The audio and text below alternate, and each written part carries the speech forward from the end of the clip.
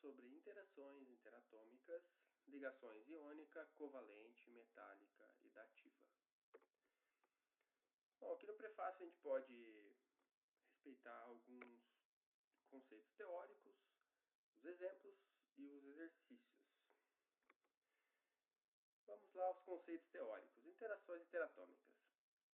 Ligações iônicas nada mais são que a transferência de elétrons entre átomos. Temos o exemplo aí do cloreto de sódio, mais conhecido como sal de cozinha.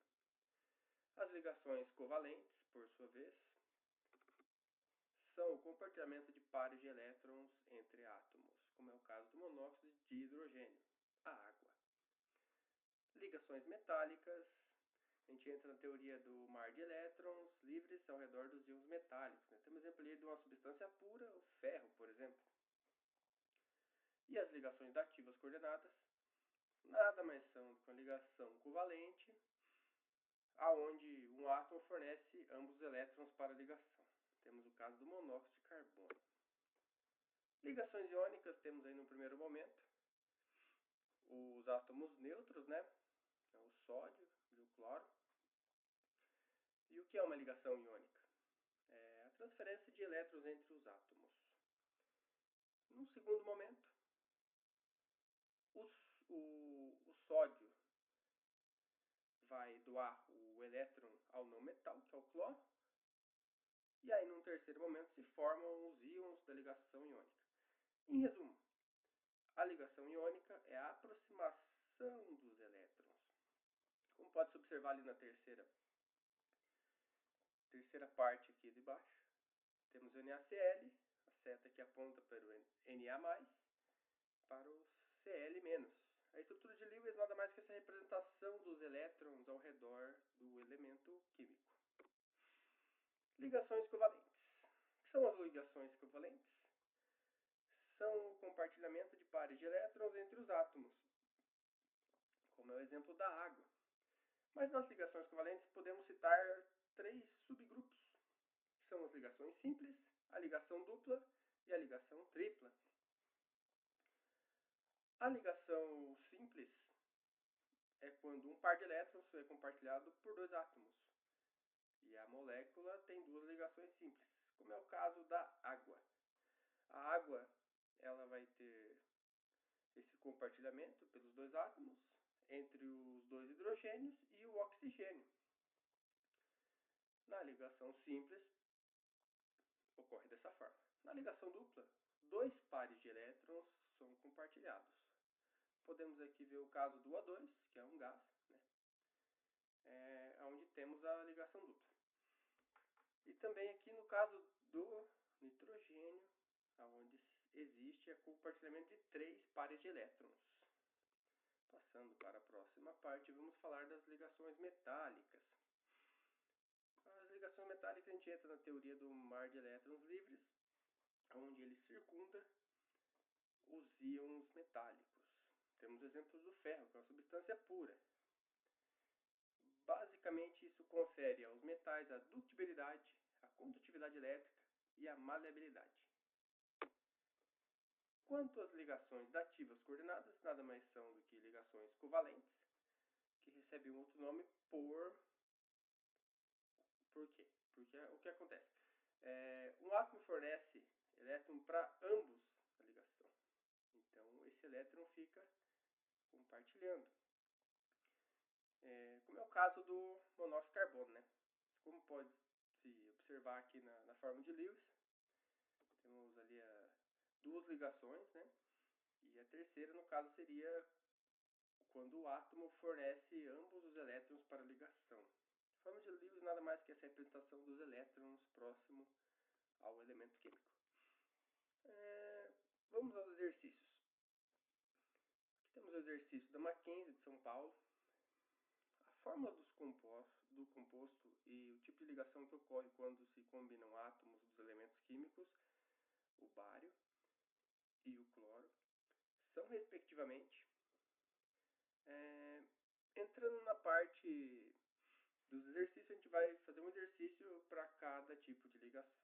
O primeiro exercício está relacionado com a ligação iônica. Então, Então a gente vai discutir o porquê que acontece isso e o que leva a gente a entender que isso é uma ligação iônica. Bom, o bário e o dicloro, no caso Ba mais Cl-, vai ter a transferência de elétrons. O que acontece na A? Não, porque aqui fala da ligação dativa, então não se enquadra. BaCl, não. Seria... Aí fala que é iônica, então não é iônica. E na C, Ba2Cl covalente normal, não. Letra D, BaCl2. No caso, o bário e o dicloro, e fala que é iônico. E essa é a resposta que mais se enquadra. Por quê? Porque há transferência de elétrons, né? Essa seria a letra D, né? Bário e dicloro, iônica. Vamos para a questão 2, onde a gente vai tratar sobre as ligações covalentes. Vamos lá? Essa é uma questão do vestibular da Universidade Federal do Rio Grande do Norte. O cobre metálico é bastante utilizado na confecção de fios condutores de eletricidade. Baseado na propriedade de condutividade elétrica dos metais, pode-se afirmar a respeito do fio de cobre que A. É constituído por íons metálicos positivos em posições ordenadas, com os elétrons de valência movimentando-se por todo o fio. Bom, levando em consideração que a ligação covalente é o compartilhamento de pares de elétrons pelos átomos, por dois átomos no caso, ou mais, a gente pode entender que essa alternativa A explica bem essa questão. E basicamente, vamos ler as outras alternativas para confirmar, só por desencargo de consciência, né? B. É constituído de moléculas. A é uma alternativa muito supérflua em questão a falar que tudo é constituído de moléculas, porque tudo no universo é constituído de moléculas. C. Seus átomos estão unidos por ligações iônicas. Não. Como eu havia confirmado, realmente eu acho que vai ser a mesmo. Letra D. As forças eletrostáticas que unem os átomos de cobre no fio são resultantes das interações de dipolo-dipolo. Não, dipolo-dipolo não se aplica no caso. E as ligações neles existentes são covalentes. Então a questão, as ligações neles são covalentes? São. Porém, como há o compartilhamento de pares de elétrons pelos átomos, né? Seria a resposta A. É constituído de íons metálicos positivos em posições ordenadas, com os elétrons de valência movimentando-se em todo o fio. Vamos às próximas questões. A questão número 3 se refere à ligação metálica. Universidade Federal do Alagoas, 2007. Os hititas, por volta de 2000 a.C., conquistaram o Egito usando armas de ferro superiores às armas egípcias, confeccionadas em bronze. Sobre esses materiais, pode-se afirmar corretamente que A. Ferro e bronze são exemplos de substâncias puras. B. O bronze é uma liga de ferro e carbono, é menos resistente que o ferro puro. Não, isso seria, no caso, o aço carbono. C. O bronze é muito frágil por não ser um metal. O bronze é uma liga metálica. Não é um metal puro, mas é uma liga metálica. D. O bronze é um exemplo de substância pura. Não, ele é uma liga metálica. E a letra E. O bronze é uma liga metálica constituída principalmente de cobre e estanho. Então, a letra E de escola é a alternativa correta. O bronze é uma liga metálica constituída principalmente de cobre e estanho. E isso vai conferir à liga a capacidade de maleabilidade, ductilidade e também a condutividade elétrica, né? E a gente entra na teoria da questão do mar de elétrons, onde é mais fácil você unir substâncias puras, no caso como o cobre, o ferro, o alumínio, né?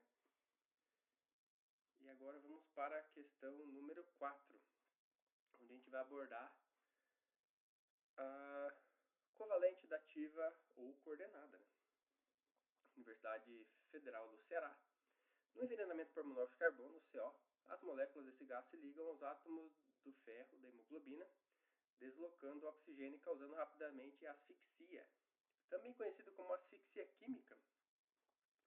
Acontece, por exemplo, em ambientes muito fechados, como alguém dentro de um carro, dentro do estacionamento de um prédio. Liga o carro, começa a emissão de CO. Tem CO2 também, tem água. Porém, esse CO é absorvido pelo ar-condicionado, por exemplo, ou a própria janela aberta. E esse CO vai se ligar aos átomos de ferro da hemoglobina. E a partir do momento que ele vai começar a se ligar aos átomos de ferro, ele para de transportar o oxigênio e transporta o monóxido de carbono. Isso causa asfixia química. Vamos à questão. Quantos pares de elétrons disponíveis do oxigênio existem na molécula de monóxido de carbono para se ligarem ao ferro da hemoglobina por meio de ligação covalente dativa? Então, vamos lá.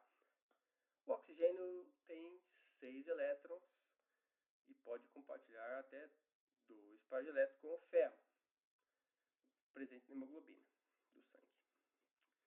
Então, se ele tem 6 elétrons para a gente completar a teoria do octeto, seria qual o número? 6 para 8. Porque a gente quer 8 elétrons na camada valente para completar os 8 elétrons e o átomo ficar estável, né? Então, baseado na teoria do octeto e na ligação covalente dativa, ou também chamada de coordenada, só pode ser a letra B. São 2 elétrons. Então é isso, pessoal. Muito obrigado pelo tempo. Espero que tenham gostado da aula.